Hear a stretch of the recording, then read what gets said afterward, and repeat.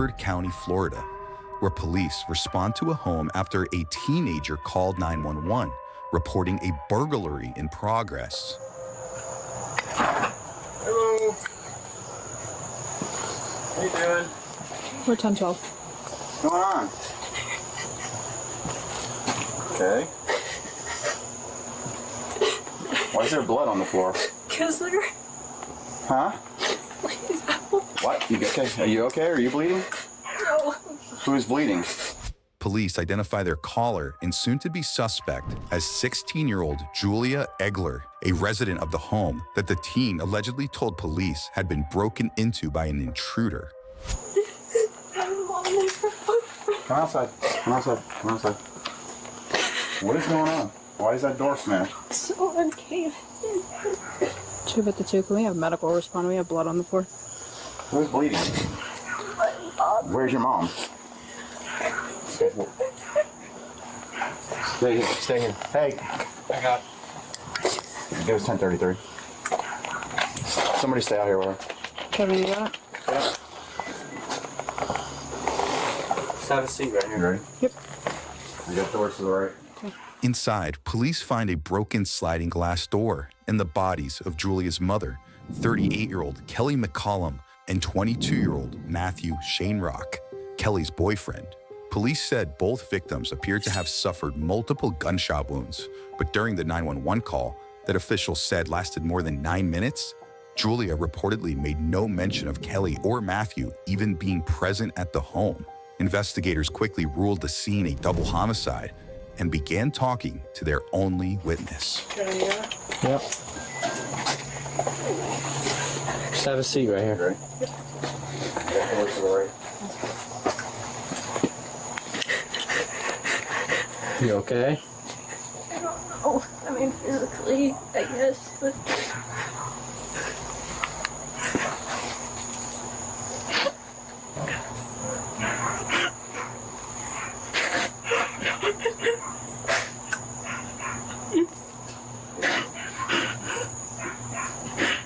Please help me. What if I had just grabbed the phone? Huh? I had just grabbed the phone. If you just grab the phone in time?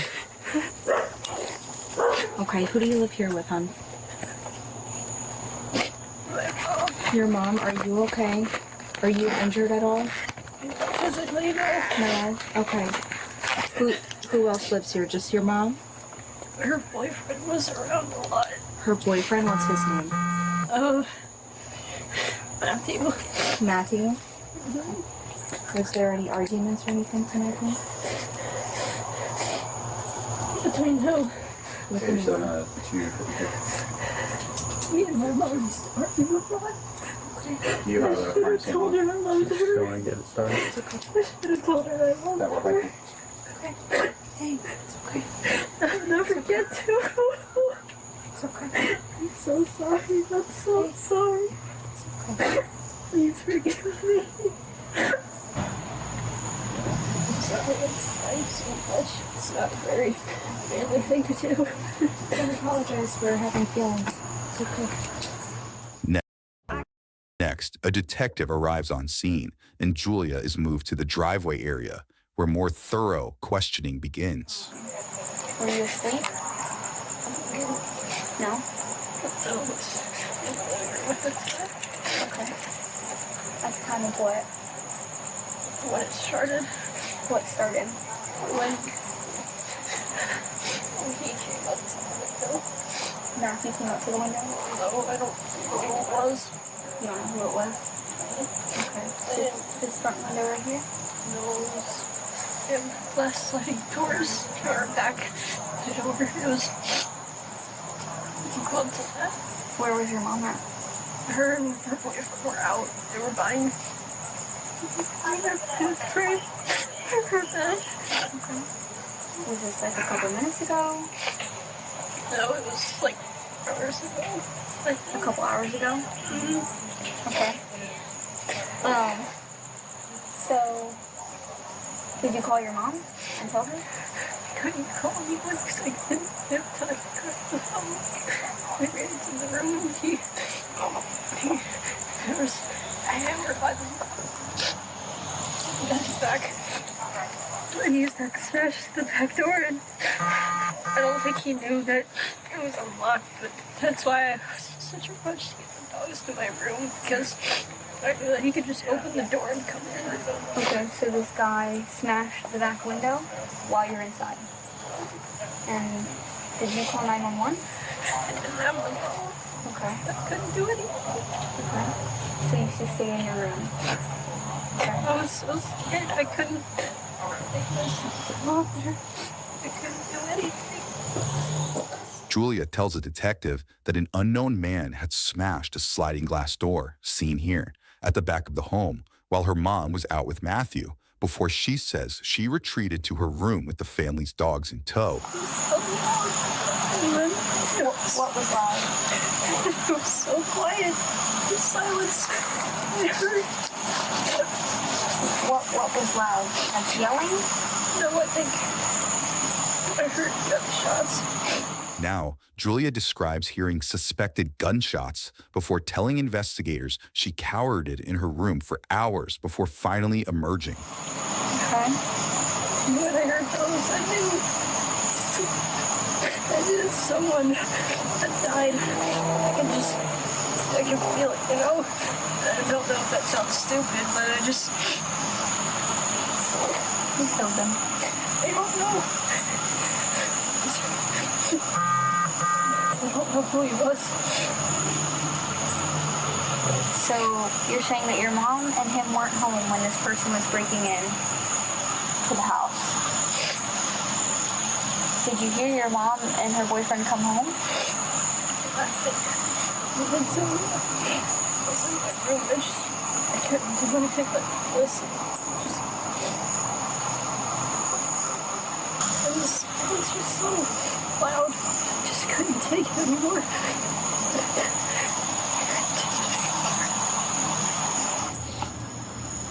Okay. Was he white, black? I didn't really look. It might have been black, because I don't know if I had to guess, maybe. Julia describes the alleged suspect to the detective, but further questioning soon leaves investigators suspicious of the teen. Let's continue. Is there guns inside the home? There was. There was? Where did it go? I don't know. How do you know it's not there anymore? I don't know. So whoever broke in came and took the guy. I think so, yeah. I mean, I didn't see him. I could have stopped him. Yeah. What happened to your hand? Oh, that's an old scar. An old scar? How'd you get that? I think one day, I was coming home from just going out on a walk or going somewhere, and I broke the window to get in because the door was locked and Mom wasn't home. Oh, okay. You guys are having conversations, but you said it was light out when someone started breaking into the house. But these text conversations are happening at 9:15 p.m.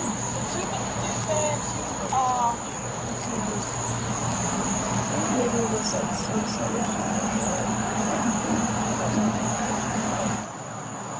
Did you check to see if she had a pulse or anything like that? I didn't touch her, so no, I didn't hear her breathing, and there was a big pool of blood, so I just assumed, I guess. So you just what? Assumed, I guess. Okay. Is that, you did the same thing with Matthew? Assume?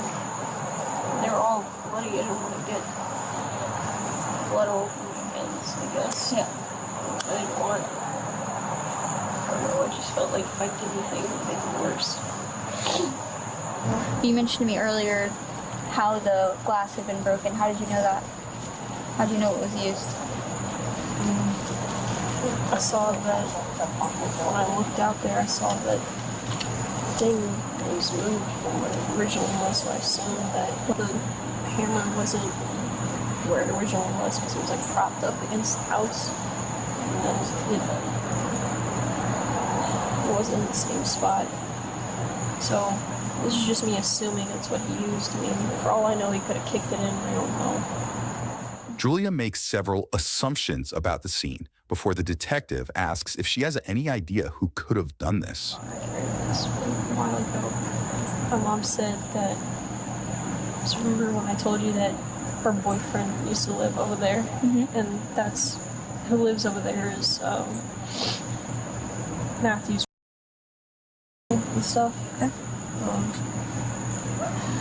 My mom told me once that they were really into like drugs and stuff. I don't know if it was someone who had some kind of like grudge and came after them, or because I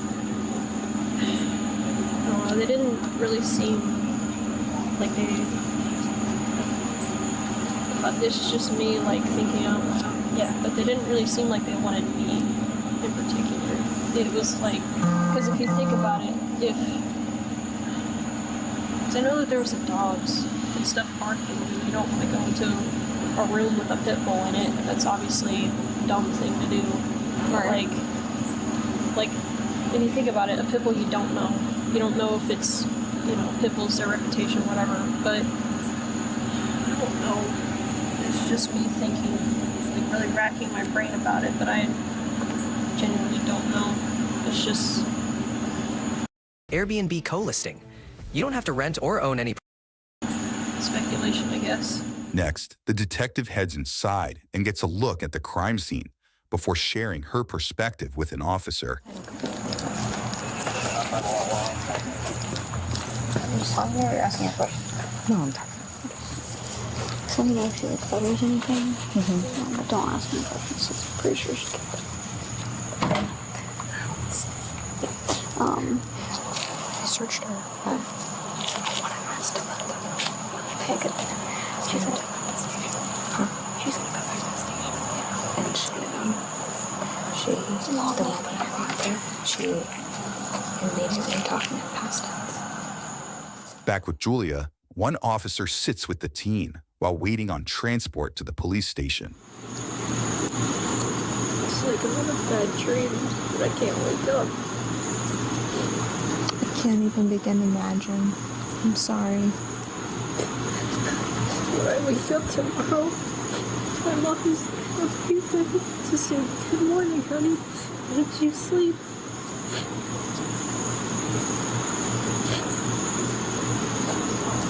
I'm sorry I'm crying so much.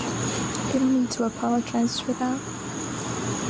I know it's not a very guyish thing to do, but On the contrary, it is. I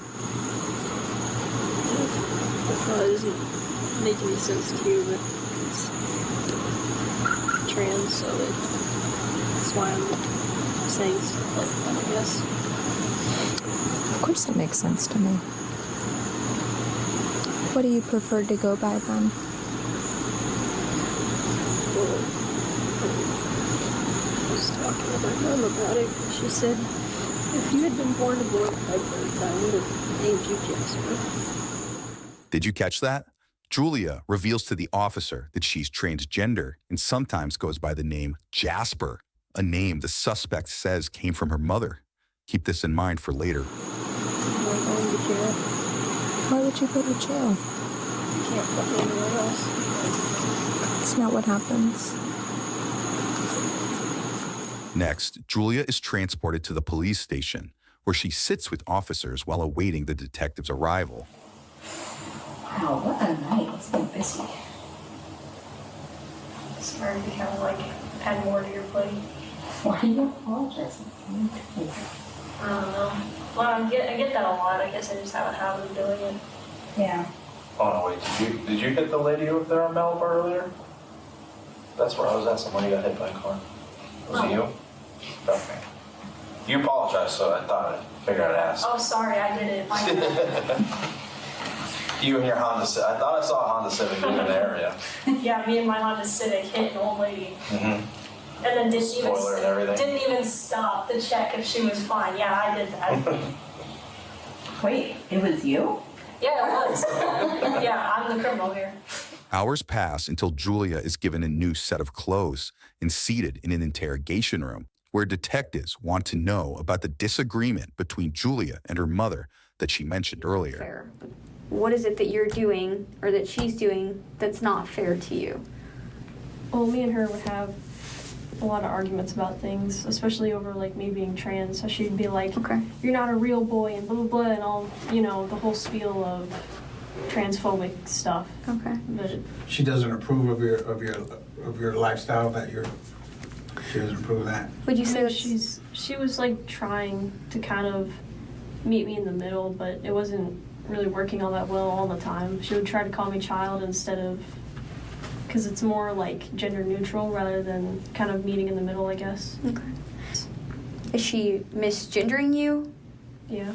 So when you guys are arguing, is she intentionally, you know, calling you she, or not using the appropriate pronouns, Yeah. or not referring to you as Jasper and referring to you as Julia? Julia tells detectives Kelley was unsupportive of her lifestyle and that it sparked many arguments. Next, detectives ask the suspect about her relationship with Matthew, who was 16 years younger than Kelley, according to a police report. He's just a couple years older than you, right? Yeah. How do you feel about that? No, I didn't like it. I mean, I don't really support their relationship as the thing, so I think that's the only kind of like tension that there was between us, because it would always be kind of awkward when it was just me and him in the house, because we wouldn't say shit to each other. Yeah. Because it's kind of like, I don't really want you here, and it was kind of obvious because I didn't support the relationship at all. Now, detectives hit on another point of contention in the family, that Julia did not approve of her mother's relationship with the 22-year-old. Moments later, detectives get back to questioning Julia about her version of events. So they leave around 7. And what are you doing in the house? Just being on the couch, trying to relax, having my Switch. Well, what game were you playing? I think I had like Minecraft or Five Nights at Freddy's on it. Minecraft or what? Minecraft or like Five Nights at Freddy's on it, something like that. Say that again? Five Nights at Freddy's. What is that? Is that like a horror, like Freddy Krueger? It's like a horror game. Okay. You ever played Dead by Daylight? Mm-mm. That's what it kind of reminds me of. It's kind of the same thing. You're trying to escape a killer. Freddy Krueger's one of them. I hear him like walking around and stuff, and just kind of. So you're saying him. So do you know that, does this guy look like a male? The suspect, does he look like a male? I don't know. I'm just assuming. Okay, could you tell if he was white or black? If I had to guess, maybe black. Okay. Like, was his face covered with a mask, or was he? I think he had like some kind of hood. It was like up and kind of, but Julia reiterates her story of being locked in her room while an intruder committed a double murder. But soon enough, detectives reveal that they know more than they're letting on. I think this is tough for you. Okay. To be quite honest with you, we don't believe that this is how this happened. Okay. All right. We've looked over this crime scene, and there's things in this crime scene that's not adding up with what you're saying. Okay. Because I don't believe the story about someone coming into the house. Okay. There's evidence that shows that. We looked at your surveillance camera. Okay. We don't see nobody coming through that back door. Okay, we looked at your surveillance camera. We see your parents coming home through the front door. Okay. We see bloody footprints inside the dining room area in front of the rear sliding glass door underneath the glass. That blood should be on top of the glass. Tell us what happened. I'm gonna ask you straight up, okay?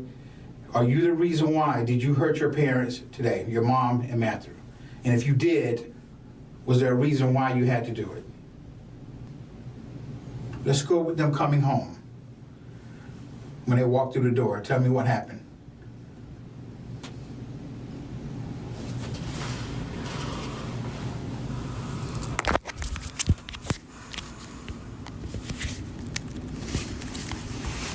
Theoretically speaking, let's say what you're saying, that it was theoretically speaking, let's say that it was me, right? What? So Jasper, we're going to be honest with you. It's not really theoretical at this point. Everything he just stated to you is telling us that something happened that you're not telling us, right? So you're basically saying that I'm the culprit. We're not saying that at all. But evidence shows us on surveillance cameras, it shows them walking into the house. It shows nobody in the backyard. It shows nobody breaking into the house. The way the camera is angled. 100%. But someone would be seen either hopping the fence, coming around the fence, whatever. And you know that. You know that the camera is angled a certain way. You know that you can walk out that sliding glass door and go undetected.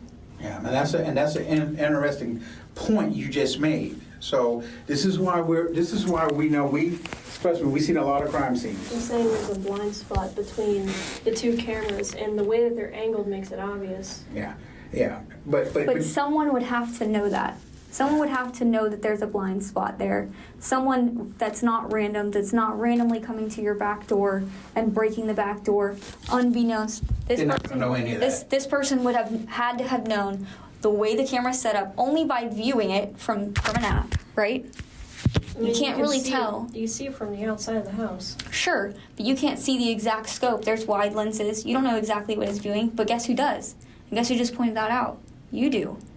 So the only thing that makes sense in this instance here is that if this random person that you're saying came up to the back sliding glass door would have had to known that there was something to break the door, they would have had to come into the house and known that there was firearms inside the house, ammunition inside the house to use to then kill your mom and Matthew. For what reason? And then not only that... At no point do they ever go to your door. And if you think he's worried about some dogs and he has a gun, he ain't worried about no dogs. Okay? So that didn't make sense right there. All right? Now, you was just about to say, what if it was you that did this? I'm saying theoretically. Okay. Theoretically what? What? You said that get it off your chest and whatever, but it's like, that's not how that works. It's... Of course, it's not going to go away that quick. It's not. But you gives us a reason, because other people are going to look at this interview, and they're going to want to know: is this a monster over here, or is this somebody who made a terrible mistake? Did either Matthew or your mom? Did any one of them try to do anything to you when they came home? Huh? No. Okay, so what happened? And why?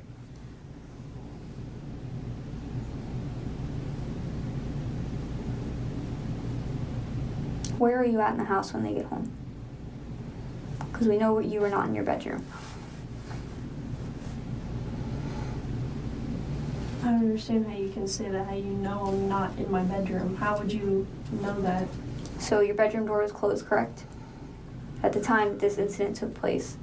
The way that the blood spatter is projecting suggests that maybe that wasn't the exact case. It could have been closed, but maybe not all the way. Like you're saying, it was locked. Well, I mean, I couldn't lock it. The lock is reversed on the door handle. Okay. Unit replacements instantly. You made a comment earlier about silence being really loud.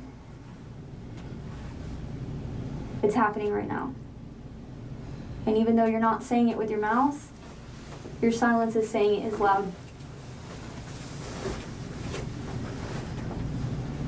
Does that make sense? Did you shoot your parents, your mom and Matthew?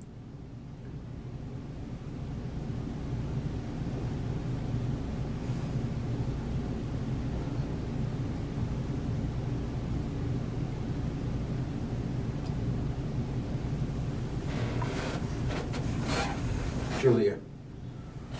I apologize. Jasper, right. Did you shoot your mom and Matthew today?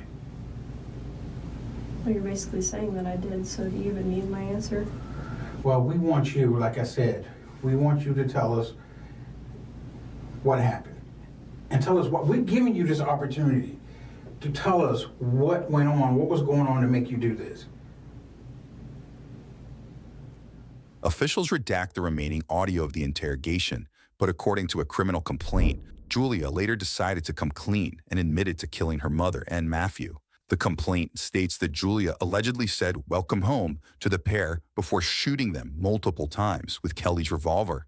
Even more disturbing, the teen also admitted to stabbing Matthew repeatedly after running out of ammunition and only reloading after she said the 22-year-old asked to be taken out of his misery.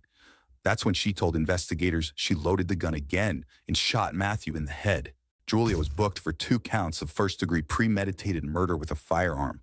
At last check, the now 17-year-old is being tried as an adult and has pleaded not guilty to the charges. She's expected back in court later this year.